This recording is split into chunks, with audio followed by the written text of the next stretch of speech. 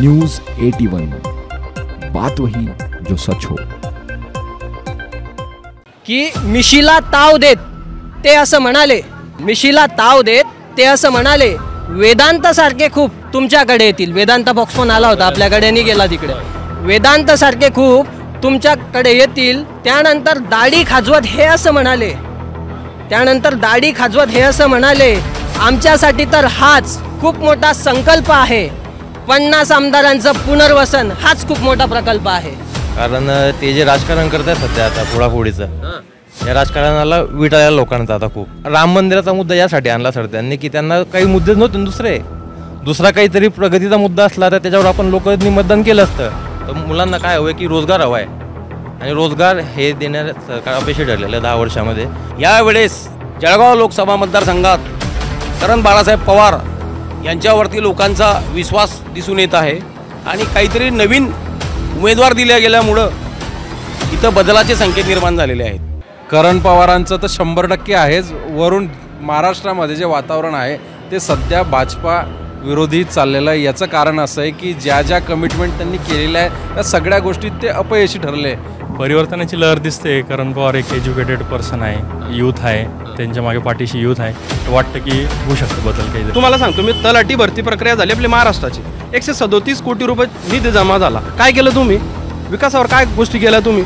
आपल्या CM vice CMचे यांचे statement तुम्ही पुरावे द्या. पुरावे देऊन पण काय? अहो तुम्ही टाटा कन्सल्टन्सी सर्व्हिससारखी ज्या कंपन्या आहेत त्यांना मॅनेज करतात.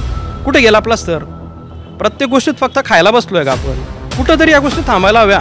आज तुम्ही केरळचं उदाहरण बघा. भरती प्रक्रिया एकदम चोख असते.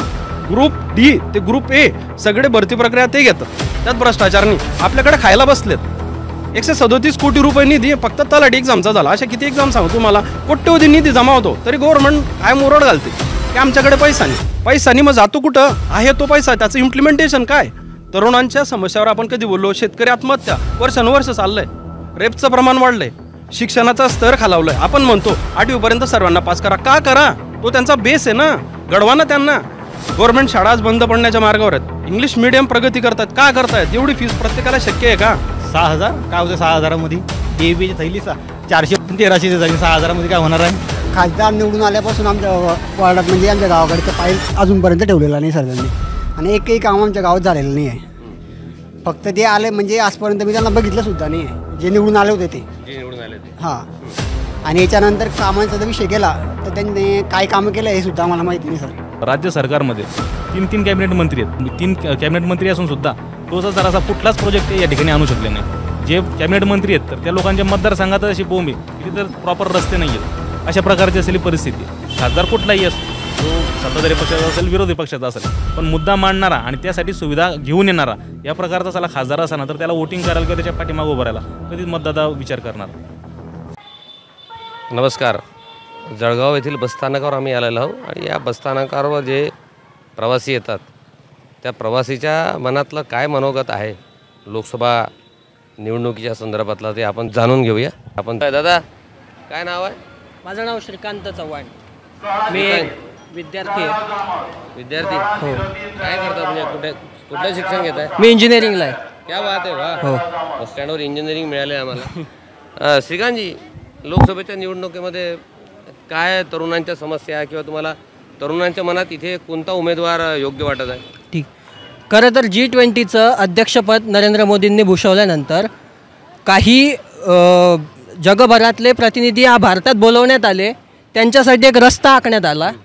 रस्ता आखल्यानंतर त्या रस्त्याच्या आजूबाजूला 2 भिंती उभारल्या गेल्या, बरोबर. पण त्या रस्त्यानंतर त्यांना चालवल्यानंतर त्या भिंतीच्या पलीकडची बेरोजगारी त्यांना दिसली नाही, त्या भिंतीच्या पलीकडची झोपडपट्टी त्यांना दिसली नाही, त्या भिंतीच्या पलीकडचे त्रस्त शेतकरी त्यांना दिसला नाही. आणि हा सगळ्या गोष्टी घेऊन एक जुमला आमच्यासमोर उभा करण्यात आला. 2014च्या निवडणुकीच्या काळात त्यांनी ज्याप्रमाणे जे सगळे त्यांनी वचनं दिले होते, जी भाषणं केली होती, मोठमोठे 14 लाख देऊ, 15 लाख देऊ, इतके पैसे देऊ, ते काहीच घडलं नाही. जळगाव शहराचं जर तुम्ही म्हणायला गेलं, जळगाव लोकसभा मतदारसंघाचं जर तुम्ही म्हणायला गेलं तर भाजपा असा दावा करतं की हा भाजपाचा बालेकिल्ला आहे.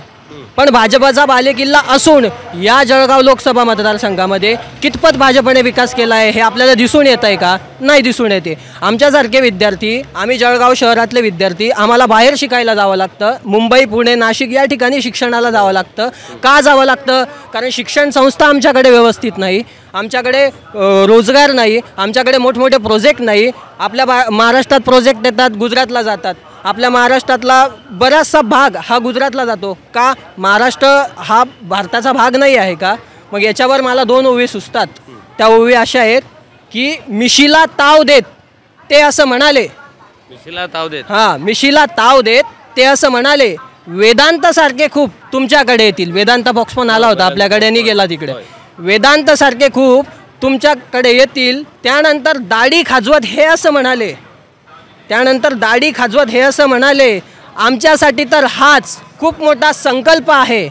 50 आमदारांचं पुनर्वसन हाच खूप मोठा प्रकल्प आहे. म्हणजे ही सगळी यांची राजकारणाची गंमत चालू आहे आणि यामध्ये शेतकरी, युवा वर्ग सगळा त्रस्त होतो. हे माझं वैयक्तिक आणि प्रामाणिक मत आहे. तुम्ही आता इंजिनिअरिंग करतात आहे आणि असं पाहिलं की या जळगावमध्ये जी इंजिनियर झालेली मुलं आहे, इथे त्यांना रोजगार नसल्यामुळे ते पुणे मुंबईकडे जातात.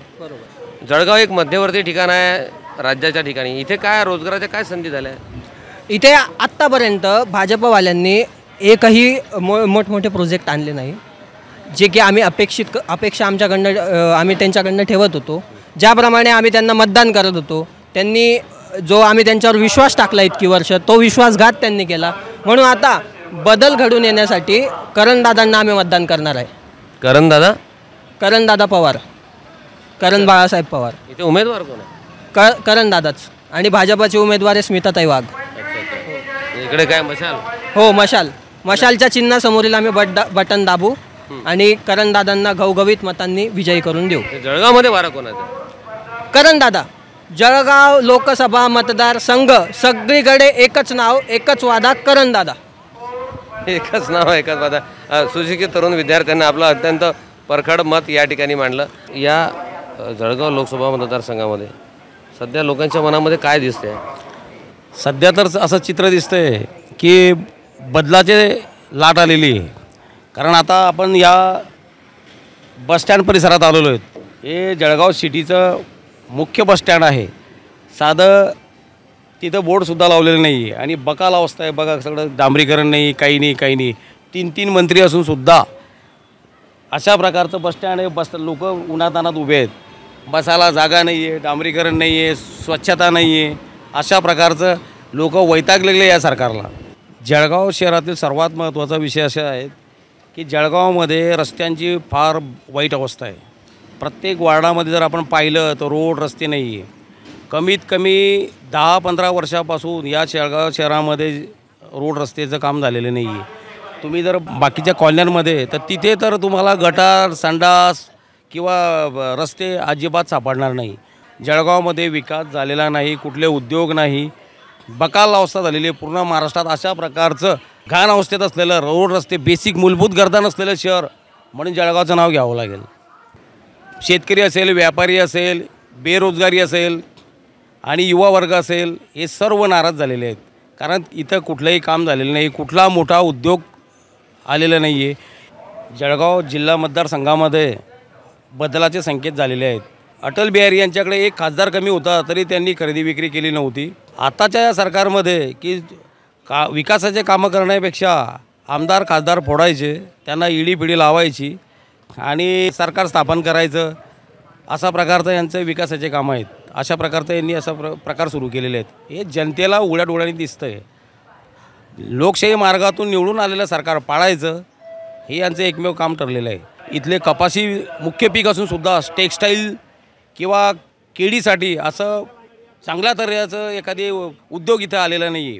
जो खासदार असावा तो दमदार असावा. जनतेचे प्रश्न त्याने सॉल्व केले गेले पाहिजे. शेतकरीसुद्धा, शेतकऱ्यांना कपाशीला भाव नाही आहे, अत्यंत वाईट अवस्था आहे.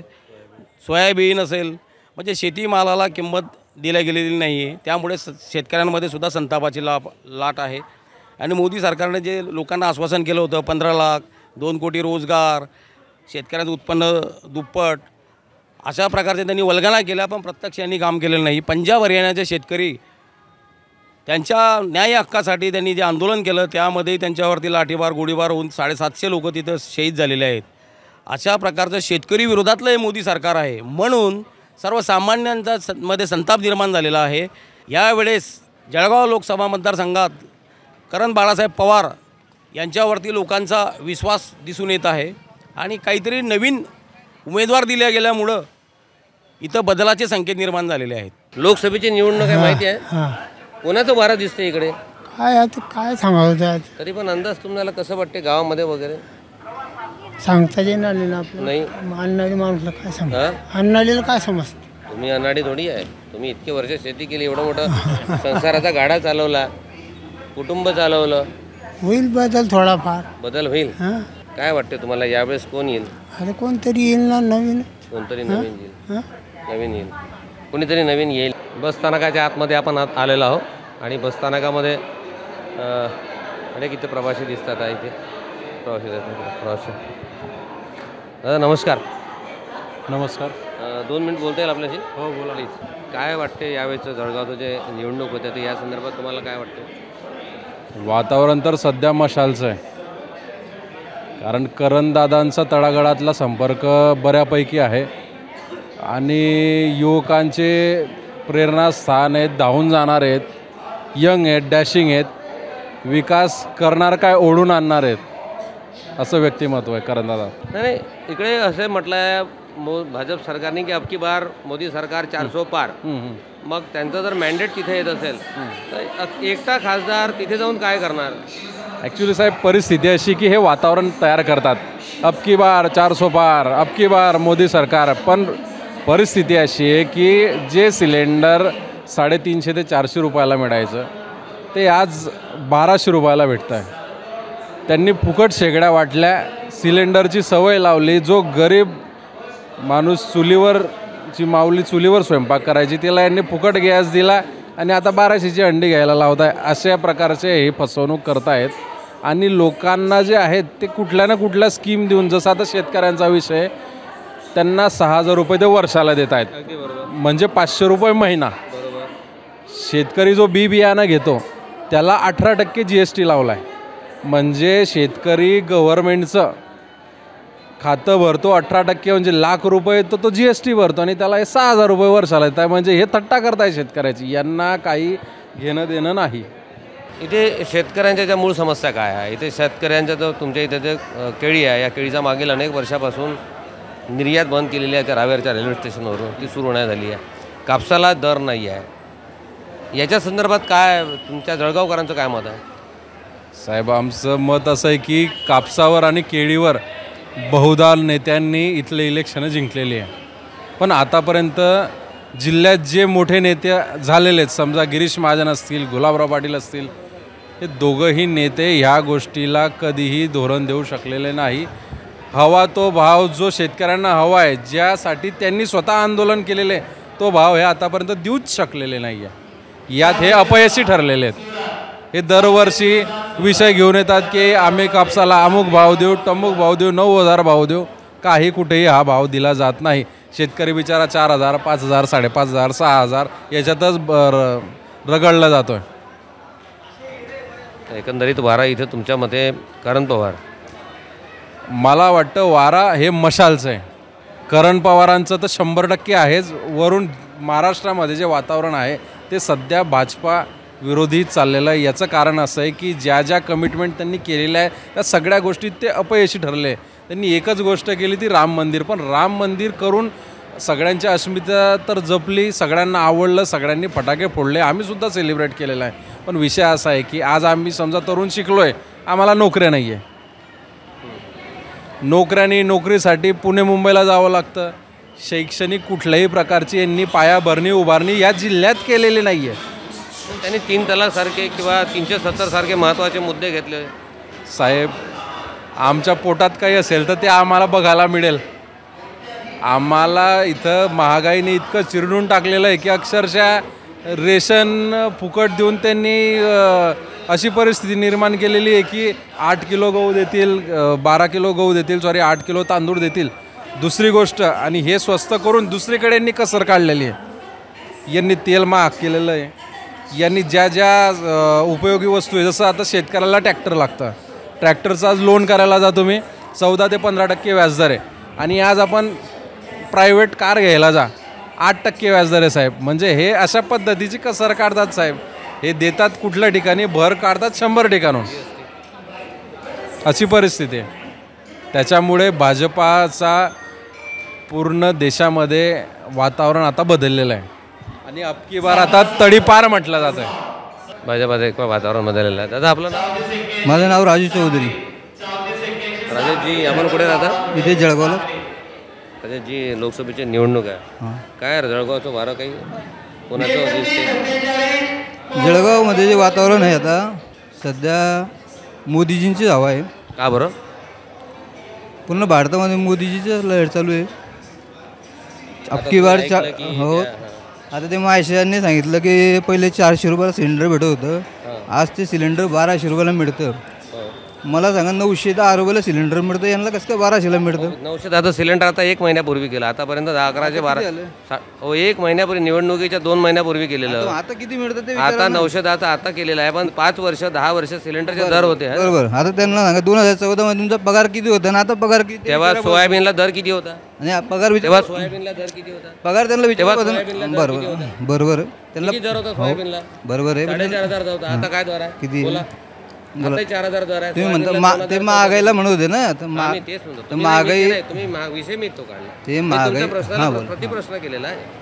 ते महागाई बोलले ना, तर महागाई तर त्यांना पगार किती होता त्यावेळेस 2014 मध्ये? महागाईची गोष्ट केली मी, शेतकऱ्याला त्यावेळेस जो दर होता तो आता मग वाढला का तो दर? मोदीजीने सिलेंडरचे दर वाढवले तुम्ही, सर्वसामान्याचा प्रश्न आहे. मोदीजीने आता सन्मान योजना चालू केलेली आहे शेतकऱ्यांसाठी. सन्मान योजना चालू केली, शेतकरी सन्मान योजना. काय आहे ते? 6,000 रुपये वर्षाला. 6,000 जीएसटी किती टक्के लागतो शेतकऱ्याच्या शेतमालावर, त्या वस्तूवर? अगोदर काँग्रेसने तर काही दिलं नाही ना. जर विकत घेतला त्यावर जीएसटी किती लागतो? कमीत कमी आता अगोदर तर काही देत नाही. विकत घेतला त्यावर जीएसटी किती लागतो? बरोबर आहे. बियाणं विकत घेतला त्यावर जीएसटी किती लागते? खत विकत घेतलं, औषधं विकत घेतलं त्यावर जीएसटी किती लागते ते सांगा. शेतकऱ्यांसाठी सर्वात जास्त कामही मोदी सरकारच काय केलं बोला ना, हरकत नाही. त्यांनी कामही तसं करताय ना. काय केलं सांगा ना. त्यांना भरपूर सुविधा देत आहे शेतकरी, त्यांना भरपूर सुविधा देत आहे. कुठली सुविधा दिली? एक सुविधा सांगा ना. आता हे सन्मान योजना आहे. कुठली सन्मान योजना आहे? 6,000 रुपये देत आहे. शेतकरी आहे तुम्ही? नाही शेतकरी नाही. तुम्ही शेतकरी नाही? तुम्ही शेतकऱ्याची व्यथा करता. आता तुम्ही व्हॉट्सअप युनिव्हर्सिटी नका सांगू. शेतकरी आहे का तुम्ही? नाही शेतकरी नाही. मग मी तुम्हाला सोयाबीनचे दर नाही माहिती, आजचे सोयाबीनचे दर माहिती आहे तुम्हाला? सर्व कांद्याची काय परिस्थिती आहे? मला ठीक आहे, तुम्हाला मान्य आहे की त्यांनी केलं, मी विरोधक नाही आहे. आमचं काम आहे, मीडियाचं काम आहे सत्य मांडायचं आहे. बरोबर आहे ना. होय बांधवांनो, माझ्या पाठीमागे तुम्हाला दिसते आहे जळगाव रेल्वे स्थानक. न्यूज 81 आपलं ब्रीद वाक्य आहे, बात वही जो सच हो. रेल्वे स्टेशन असं स्थानक आहे, सार्वजनिक ठिकाण आहे. या ठिकाणी विविध ठिकाणचे प्रवासी येतात, त्यांचं आवागमन होते आणि त्यांच्या मनामध्ये नेमकं लोकसभेच्या निवडणुकी संदर्भात काय त्यांचं मत आहे, काय त्यांचे प्रश्न आहे, हे सगळे आपण जाणून घेऊ आहे. चला तर मग चहा डबरीवर. दादा नमस्कार. नमस्कार, बोला. कुठले आपण? मी जळगावचा. जळगावचे? ठीक आहे. आम्ही जळगाव या ठिकाणी जे लोकसभेचे निवडणूक होते आहे, या लोकसभेच्या निवडणुकीमध्ये जळगावकरांचं काय मत आहे, काय वाटते, इथे तुमच्या निदर्शनास काय येऊन राहिलं आहे? आमच्या निदर्शनास असं आहे की आता तो सर्वत्र मोदीची लाट आहेच, मग त्याच्यामुळे BJP शिवाय आपल्याला देशाला काही पर्याय पण नाही असं मला वाटतं. इथे कोण आहे BJP एवढं? इथे BJPची राजूमामा भोळेची मिसेज आहे ना. त्यांचं नाव माहीत नाही मला, पूर्ण सीमा भोळे बहुतेक. अजून करण पाटील. कोणाचं पारडं जड आहे इथे? अबकी बार मोदी सर. ठीक आहे. आणि काही लोक या ठिकाणी आहेत. दादा आपण कुठले? जळगावमध्ये लोकसभेची निवडणूक होते. बरोबर. कोण कोण उभे आहे इथे? आपल्या स्मिताताई वाघ, आपले अजून करण पवार. कुणाचं वार आहे जळगावकरांच्या मनात? सांगता येत नाही काय का दादा. बाकी आमच्या मनात तर मोदी, BJP माझ्या मनात, बाकीच्या लोकांच्या मनात माहित नाही. तुमचं भाऊ? सांगता येत नाही अजून. माहोल खराब आहे अजून, सांगू शेवटी ते काय मतदार सांगत नाही आम्ही. नाही सांगता ना आपलं सांगत नाही आम्ही. बरं काय मोदी काय मोदी मोदीलाच का निवडून द्यायचं? जिसने राम को लाया हम उसको लाएंगे. जिसने राम को लाया हम उसको लाएंगे. अच्छा, आप चाय वाले भाई, क्या नाम आपका? दिलावर. हाँ दिलावर. मराठीत बोला. मराठी. दिलावर एक नाव मालूम है क्या? आमच्यात खानगाना होता. कहाँ एक में था? मुकद्दर का सिकद्दर. नहीं, 1980 में आई थी फिल्म. बच्चन साहब ने बढ़िया बेहतरीन काम किया था. वही ना पिक्चर देख के पिताजी ने मेरा नाम दिला और रखा। क्या बात है। एक 19 आपका जन्म 1980 में होता? 83 में होता। 83 में, उसके बाद में। हाँ, अरे बेहतरीन फिल्म थी यार, क्या अदाकारी की थी अब बच्चन साहब ने, अमजद खान साहब ने। रेखा के जो वहाँ पे जो उसमें काम था बहुत सुंदर था। तो अभी अपने जलगांव में जो है, मैं रहने वाला पारोला का वो। कहाँ का? पारोला। तो यही क्या है ना आपने? जहाँ करण पवार खड़ा है उद्धव सेना तरफ से, मैं उस गाँव का। अच्छा चलो ठीक है, बहुत अच्छी बात है। चुनाव आपको वोटिंग तो आपका जलगांव में है? नहीं, पारोला में है। पारोला में तो वही जलगांव। हाँ, जलगांव डिस्ट्रिक्ट में है। जलगांव में तो अपने को तो जलगांव के बारे में सोचना है।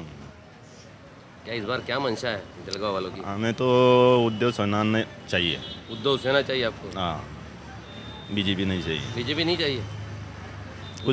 कुछ परिवर्तन चाहिए। परिवर्तन चाहिए हर बार वही। अच्छा, परिवर्तन चाहिए। क्यों परिवर्तन चाहिए? वही क्या मसला है परिवर्तन के लिए? महंगाई। अच्छा, महंगाई और बेरोजगारी और जो युवक है नव तरुण, उनके लिए नौकरी नहीं है। बेरोजगार है, उनके लिए रोजगार उपलब्ध करना चाहिए। बेरोजगार है, उनके लिए रोजगार उपलब्ध करना चाहिए। क्या आपको लगता है कि अभी आने वाली जो आप जिसको चुनाव में जिताना चाहते हैं, क्या वो इस काबिल है कि वो रोजगार ला सकते हैं? उनकी पार्टी तो सिर्फ महाराष्ट्र में है, उनका वजूद जो है सिर्फ महाराष्ट्र के अंदर में है। और एक जो बीजेपी जो आप जिसका नाम लिया दूसरा, वाघ मैडम का, उनका वजूद जो पूरे देश का नाम लिया नहीं मैंने, करण पवार का नाम। सॉरी, हाँ चलो, बीजेपी बड़ी पार्टी है देश में, उनका है। फिर भी महाराष्ट्र का होने के बाद, खानदेश का होने के बाद मैं बोलूँगा उद्धव सेना ही आना चाहिए। जळगावच्या लोक कसं असतं माहिती आहे का, सुशिक्षित जे लोक आहेत, सुजाण नागरिक, त्यांचा कल हा आता बीजेपीला सगळे वैतागलेत, त्यांच्या राजकारणाला वैतागलेले आहेत. कारण ते जे राजकारण करत आहेत सध्या आता फोडाफोडीचं, या राजकारणाला विटाळलेल्या लोकांचा आता खूप. कारण सत्ता असते एक, बसलेली सत्ता तुम्ही उलटवून टाकतात, ते कुठल्याही राज्यातली असो. मग म्हणजे तुम्ही केंद्राच्या जे पॉवर आहेत आपले, त्याचा दुष्परिणाम करतात ना. तू समजा आता एक सत्ता बसली इथे, मग त्याच्यावर ईडी लावायची, CBI लावायची, तुला अटक होणार आहे, मग तू एक तर आमच्यात आहे, नाही तर त्यांच्यात जा, एक तर जेलमध्ये जा, एक तर आमच्यात आहे. म्हणजे तो असला भ्रष्टाचारी आणि तुमच्यामध्ये आला तो झाला पवित्र झाला. मग हे येडेत का लोक? आता हे सगळं समजतं सर लोकांना. आता लोकांना मुद्दे ते महत्वाचे नाही, लोकांना मुद्दे राम मंदिराचा महत्वाचा, राम मंदिराच्या सरकारचा मुद्दा महत्वाचा आहे ना. राम मंदिराचा मुद्दा यासाठी आणला सर त्यांनी की त्यांना काही मुद्देच नव्हते, दुसरा काहीतरी प्रगतीचा मुद्दा असला तर त्याच्यावर आपण लोकांनी मतदान केलं असतं. म्हणजे धर्माच्या नावाखाली त्यांनी मतं मागायचे, हे आता शेवटची स्टेज गाठली त्यांनी आता पातळी. शेवटी म्हणजे धर्माला मध्ये आणून सण त्यांनी शेवटी मतदान मागलं. त्यांना काहीतरी वाटलं पाहिजे की आपल्याकडे मुद्देच नाही आता विकासाचे काहीतरी. अग्निवीर सारखी योजना आणून त्यांनी काय केलं सर, सगळं म्हणजे प्रायव्हेट टाईपच ती आर्मीची भरती केली ना. आता तो चांगले कामं करतो, त्यांच्यावर खोटे आरोप लावून ईडी लावून देतात, ते त्यांच्या मागे आरोप सिद्ध न होता ते जेलमध्ये असता. म्हणजे जे चांगले कामं करताय ते व्यक्ती जेलमध्ये टाकून देतात, ते खोटे आरोप लावून ईडी वगैरे लावतात त्यांच्या मागे. हे व्यवस्थित नाही, दुरुपयोग. बरोबर. कारण कसं असतं सर, त्यांच्यामध्ये आले की ते पवित्र होऊन जातं, आणि मग ते दुसऱ्यामध्ये असलं तर मग ते कसं होतं, मग तेव्हा त्यांच्यावर भ्रष्टाचाराचे आरोप केले जातात. त्यांच्यासोबतच बसले मांडीला मांडी लावून 70,000 कोटीचा आरोप केला होता अजित पवारांवरती, आणि आता त्यांच्यासोबत सत्तेमध्ये बसले. मग लोक का पागल समजतात का लोकांना? म्हणजे हा पिसिंग म्हणजे लोकांना येडं समजतात काय? म्हणजे ते विरोधात बसले तर मग ते त्यांना सत्ता हवी असले तर मग ते काही करायचं आणि त्यांना आपल्यात आणायचं. पटेलने सोबत घेतलं, त्यांना पण घेतलं सोबत. त्यांना काय 8 कोटीचा घोटाळा, बरोबर आहे ना. मग त्यांना क्लीन चिट दिली आता CBIने. मग का आधी नव्हती दिली पाहिजे होती, सत्तेत आलेली क्लीन चिट भेटली. छगन भुजबळ पण 2.5 वर्ष आतमध्ये, आणि मग त्यांना पण क्लीन चिट दिली. आता इकडे आलं ना, हा मग आले ना BJP मध्ये. मग सगळे एकत्र झाले ना, ते माड्याला माडी लावून बसले. आता मग ते तेव्हा पवित्र होऊन गेले त्यांच्यासोबत बसले ना. म्हणजे एखादी सत्ता उचलायची कशी ते त्यांच्याकडून समजून घ्यावं, केंद्राकडून. गेले असते तर मग जेलमध्ये गेले असते का, त्यांच्यासोबत गेले नसते तर, असं आहे ते. त्यांच्यासोबत जर अलायन्स नसतं केलं किंवा त्यांनी पक्षांतर नसतं केलं, लावली असते त्यांच्या मागे ईडी लावली ना सर केजरीवालांना मागे. शेवटी आता ऐन निवडणुकीच्या मौक्यावर त्यांना धाक होता दिल्लीमध्ये आपल्या सीट कमी येतील. त्या माणसाला बरोबर त्यांनी म्हणजे कधीच नाही टाकलं जेलमध्ये. बरोबर इलेक्शनच्या टायमाला त्या माणसाला जेलमध्ये टाकलं. का बरं टाकलं असं? तुम्हाला जर वाटते 400+ होते आपले, मग तुम्हाला गरज नाही ना अशा गोष्टी करायची. तुम्हाला जर इतकं कॉन्फिडन्स आहे तुमच्या विकास कामांवरती, तर मग तुम्ही कशाला याला ईडी लाव, त्याला CBI लाव. लोक आता येडे नाही राहिले. एवढी दिल्ली एवढी सुधारून टाकले, तिथे एवढे भारी भारी हॉस्पिटल आहे, एवढ्या भारी भारी शाळा आहे, शाळा मोफत केल्या. म्हणजे ते त्यांचा ते आरोप सिद्ध होतील त्याची गोष्ट वेगळी आहे. पण मग आता त्यांना तुम्ही जेलमध्ये का टाकलं? कारण त्यांना धाक होता की इलेक्शनमध्ये हा व्यक्ती आपल्याला अडवा येणारच आहे कुठल्या गोष्टीसाठी. म्हणजे हे आमच्यासारख्या लोकांना कळतं आहे आता, सुशिक्षित लोकांना. पण कसं असतं खेड्यातल्या लोकांना आता ते मोदी मोदी मोदी, त्याच्यामुळे मग त्याच्या जीवावरती निवडून येतील, दुसरं काहीच नाही होणार आहे. परिवर्तन झालंच पाहिजे. 10 वर्षांनी जर परिवर्तन होणार नाही तर मग कधी होणार आहे? दर 10 वर्षांनी परिवर्तन होत असतं. नवीन आलेलं सरकार जर तसंच वागलं तर मग काय? नवीन आलेल्या सरकारांनी त्यांच्या ज्या योजना जाहीर केलेल्या आहेत जाहीरनाम्यामध्ये, त्या बऱ्यापैकी योग्य वाटतं आम्हाला. आणि ज्या यांच्या योजना वाटतात जाहीरनाम्यामधल्या, त्या काय सगळ्या सारख्याच वाटतात. कारण आम्हाला काय पाहिजे आता? रोजगार पाहिजे. माणसाला 25 लाखाचा त्यांनी आयुष्यमान. बरोबर. आणि त्यांच्या जाहीरनाम्यामध्ये काय आलेलं आहे आता, इंडिया आघाडीने जे जाहीरनामा जाहीर केलेला आहे त्याच्यामध्ये त्यांनी दिलेलं आहे की ग्रॅज्युएशन झालेल्या व्यक्तीला आम्ही अपेंडिसशिप देऊ आणि दर वर्षाला त्याला 1 ते 1.5 लाख रुपये अनुदान देऊ. शिकावी उमेदवारी देऊ, अपेंडिसशिप त्याला देऊ आणि अनुदान देऊ. ह्या ज्या काही योजना त्या आम्हाला बऱ्यापैकी योग्य वाटतात. कारण यूथला काय हवं आहे? रोजगार हवा आहे. आणि एक मुलगा लागला घरामधला तो पूर्ण फॅमिली सांभाळेल ना सर त्याची. तर मुलांना काय हवं आहे की रोजगार हवा आहे. आणि रोजगार हे देण्यास सरकार अपयशी ठरलेलं आहे. 10 वर्षामध्ये खूप साऱ्या रेल्वेच्या ज्या नोकऱ्या होत्या म्हणजे त्यांनी जाहीर केल्या काही आणि झाल्या काही. आणि तेच मग शेवटी महाराष्ट्र शासनामध्ये काय झालं, किती भ्रष्टाचार झाले. म्हणजे ज्या तुम्ही नोकरी भरत्या काढतात त्यामध्ये भ्रष्टाचार करतात, तर मग आम्ही करावं काय? जे मुलं अभ्यास करून परीक्षा देतात आणि जे पोरं फ्रॉड करून लागून जातात, मग त्यांचं काय करावं? आम्ही आलो आहे जळगावच्या श्री छत्रपती शिवाजी महाराज जिल्हा क्रीडा संकुल या ठिकाणी आलेलो आहोत. आणि या ठिकाणी तरुण मंडळी जी आहे ती वर्कआउट करायसाठी, पोलीस भरती असेल किंवा आर्मीच्या भरतीसाठी या ठिकाणी आपलं ते मैदानी कसरत करतात. हजारो पोरं या ठिकाणी आहेत. आपण त्यांची संवाद करू. दादा नमस्कार, आपलं नाव? प्रशांत वाघ. काय वाटते तुम्हाला या लोकसभेच्या निवडणूक जे होते आता येतात 13 तारखेला आपलं जे मतदान आहे, एक तरुण म्हणून तुम्हाला काय वाटते? खासदार निवडून आल्यापासून आमच्या वार्डात म्हणजे आमच्या गावाकडे तर पाईप अजूनपर्यंत ठेवलेला नाही सर त्यांनी. आणि एकही काम आमच्या गावात झालेलं नाही आहे. फक्त ते आले म्हणजे आजपर्यंत मी त्यांना बघितलं सुद्धा नाही आहे. जे निवडून आले होते ते हां. आणि याच्यानंतर कामांचा जर विषय केला तर त्यांनी काय कामं केलं हे सुद्धा मला माहिती नाही सर. काहीच नाही. रोजगारचा काही विषय नाही. जळगाव हा तमाम महाराष्ट्रातला एक मध्यवर्ती जिल्हा आहे, पोटेन्शियल गाव आहे. सुवर्णनगरी म्हणून या जिल्ह्याला याची ओळख आहे. इथल्या तरुणांना बाहेरगावी पुण्याला मुंबईला जॉब करायला जावं लागते. या पोरांसाठी, बेरोजगारांसाठी या ठिकाणी मागील 10-15 वर्षात, 20 वर्षात काही रोजगाराच्या संधी निर्माण झाल्या का? काहीच नाही झालं सर. जे आल्या ते बी गेल्या. आमच्याकडे MIDC पास झाली होती सर, ती पण तिकडे चालली गेली. म्हणजे आमच्या शिवारातून दुसऱ्या शिवारात चालली गेली, नशिराबा शिवारात चालली गेली. माझं शेतसुद्धा त्या याच्यामध्ये गेलं होतं पण ते बी विकलं गेलं. म्हणजे असं दाखवलं गेलं की बुवा तिथे MIDC मंजूर झालेली आहे आणि सगळे शेतं विकले गेले. आणि विकले गेल्यानंतर असं झालं सर की तिथे MIDC आलीच नाही. आणि आमचे शेतं जे होते ते कमी विकावून गेले. म्हणजे आमचा तोटा आला होता त्या गोष्टीमध्ये. काय वाटते लोकसभेच्या निवडणुकीबाबत? काही नाही, जो पक्ष निवडून तो चांगला राहील. आणि अग्निवीर योजनेत बदल आणावा, अग्निवीर बंद करावा. ज्या मुलांचं वय होतं, जे 21 वयाच्या आत बसताय त्यांना सुद्धा चान्स भेटला नाही सर. आणि ज्या मुलं आज उभे राहायच्या लायकीची सुद्धा नाही आहे, त्यांचं वय 17 वर्षाच्या आत आहे, त्या मुलांना चान्स भेटून गेला सर अग्निवीर योजनेत. 4 वर्षामध्ये रिटायरमेंट दिलेलं आहे. 23-25 वर्षातला पोरगा रिटायर्ड होऊन जाईल. त्याच्या हातामध्ये सर नंतर काय करणार आहे? नंतर बंद होती. त्याने ट्रेनिंग करावी, त्याला सगळं माहिती राहील की कसं काय करायचं आहे, त्याला गन चालवणं सगळं काही माहिती राहील. त्याचा उपयोग कुठे होईल सर? त्यांचा उपयोग कुठे सर? बॉर्डरवर आहे. त्यांचा उपयोग तिथं केला पाहिजे. शहरात राहून काय करतील? नंतर बेरोजगार व्हायचं का सर?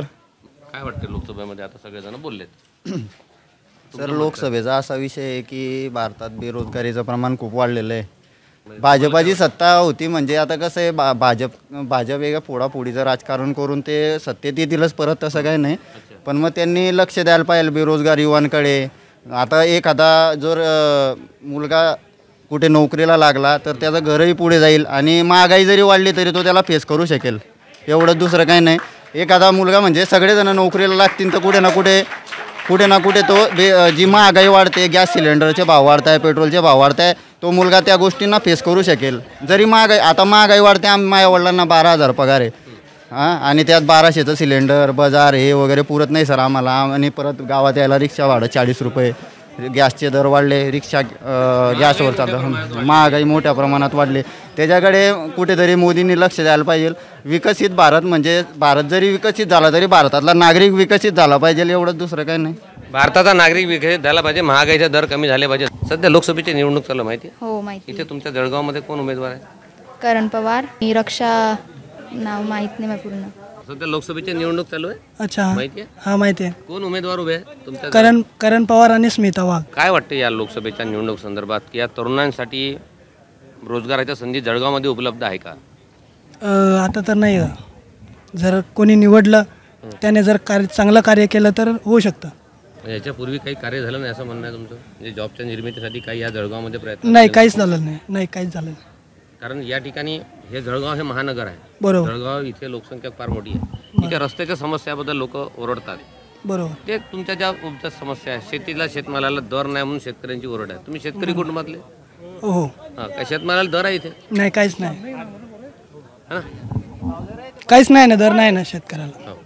यावेळेस जर कोणी निवडून आलं तर त्यांनी कंपन्यांची काहीतरी निर्मिती करायला हवी आणि रोजगार मिळेल असं त्यांनी हे घ्यायला पाहिजे. काय वाटतं इथं या सध्या जळगावमध्ये कोण वाटते की शिवसेनेचे उद्धव ठाकरेचे उमेदवार वाटते की इकडे भाजपाचे उमेदवार वाटते? दादा ते प्रचारावर आहे.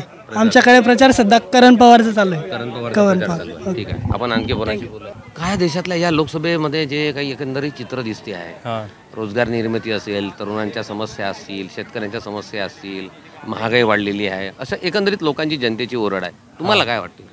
ही खरी परिस्थिती आहे. आपण भारतात जळगावचं पाहायला गेलं तर जळगावमध्ये एम्प्लॉयमेंटचा लय मोठा इश्यू आहे. आणि जो मायग्रेशन होतं जळगावातलं मुलांना कंपनीज नसल्यामुळे मुलांना रोजगार भेटत नाही आहे. तर मुलांना मुंबई, पुणे किंवा सुरत, अहमदाबाद या ठिकाणी जायला लागतं आहे. त्याच्यामुळे त्यांच्या आईवडिलांना इथे एकटं राहावं लागतं आणि ही सिटी ही म्हाताऱ्यांची सिटी होत चालली आहे दिवसेंदिवस. आणि हे अजून परिस्थिती वाढणार आहे याशी जळगावमध्ये. अनेक वर्ष इथे आता जे सत्ता आहे, ज्यांची भाजपाची सत्ता होती, खासदार भाजपांचे होते, मग यांनी या रोजगार निर्मितीसाठी यांनी त्यावेळेस वादा केला होता की आम्ही 2 कोटी नोकऱ्या देऊ. काय वाटतं तुम्हाला? हे आपल्या इथं पॉलिटिकल पोटेन्शियल नसल्यामुळे आपल्या इथं डेव्हलपमेंटचा लय मोठा इश्यू आहे. ते त्यांची इच्छा नाही आहे पॉलिटिकल लोकांची की आपलं डेव्हलपमेंट व्हायला पाहिजे. त्याच्यामुळे आपल्या इथं रोजगार निर्मितीवर लय मोठं प्रश्नचिन्ह आहे. आणि आता आपल्या इथं आता फ्लाईट चालू झाल्या आहे गोवा टू जळगाव. पण जसं पाहायला गेलं तर आपले बरेच युथ बँगलोरला आहे, नंतर दिल्लीला आहे, गुडगावला आहे, चेन्नईला आहे. ह्या ठिकाणी व्यावसायिकता अजून त्याच्यामध्ये आली नाही. व्यावसायिकता आलेली नाही आहे. ते याचं पर्यटन एवढं यूज नाही होऊ शकत काही. आपले जळगावचं जळगावमध्ये पर्यटन काय दिसतंय? जळगावचं पर्यटन ही काही नाही आहे सध्या. आहे तर स्पॉट्स भरपूर चांगले चांगले, जसं मनुदेवी झालं, मनुदेवीला पर्यटन स्थळ व्हायला पाहिजे. तिथं लोक खूप जातात पण तिथं त्या रिलेटेड डेव्हलपमेंट नाही आहे सध्या तरी. मग त्या रिलेटेड जसं की आपण ॲडव्हेंचर स्पोर्ट्स करू शकतो, काय करू शकतो, भरपूर काही आपण करू शकतो. इंडस्ट्रीमध्ये आपण फूड प्रोसेसिंगमध्ये भरपूर काही शकतो. आपले बनाना आहे, बनाना पल्प, वाईन ॲड करू शकतो. जसं नाशिकला ग्रेप्स आहे, वाईन ॲड आहे. तसं नाही झाला इतके वर्ष. इथं म्हणजे एक्झिक्युटिव्ह बॉडी आणि लेजिस्लेटिव्ह बॉडी हे इंटरेस्टेड नसल्यामुळे होत नाही आहे.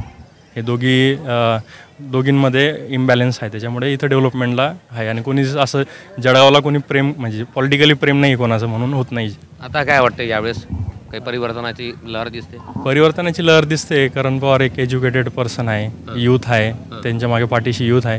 तर वाटतं की होऊ शकतं बदल काहीतरी. करण पवार ती संधी आहे, संधी वाटते. करण पवारची संधी. त्यांच्यासोबत उन्मेष पाटील जोडलेले आहेत. ते खूप टॅलेंटेड पर्सन वाटत आहेत. म्हणजे त्यांचं भाषणं करतात ते, पण फील्डवर तर सध्या काही एवढं नाही झालेलं आहे. पण ते ट्राय केलं आहे त्यांनी, असं वाटतं काहीतरी. आता होऊ शकतं काहीतरी परिवर्तन. जळगावकर यावेळेस परिवर्तन स्वीकारू करू शकतात. स्वीकारू शकतात. परिवर्तन काहीतरी होऊ शकतं यावेळेस. जळगावमध्ये परिवर्तन आहे. एक UPSCची तयारी करणारे व्यक्तिमत्व या ठिकाणी होतं. काय वाटतं तुम्हाला या लोकसभेमध्ये?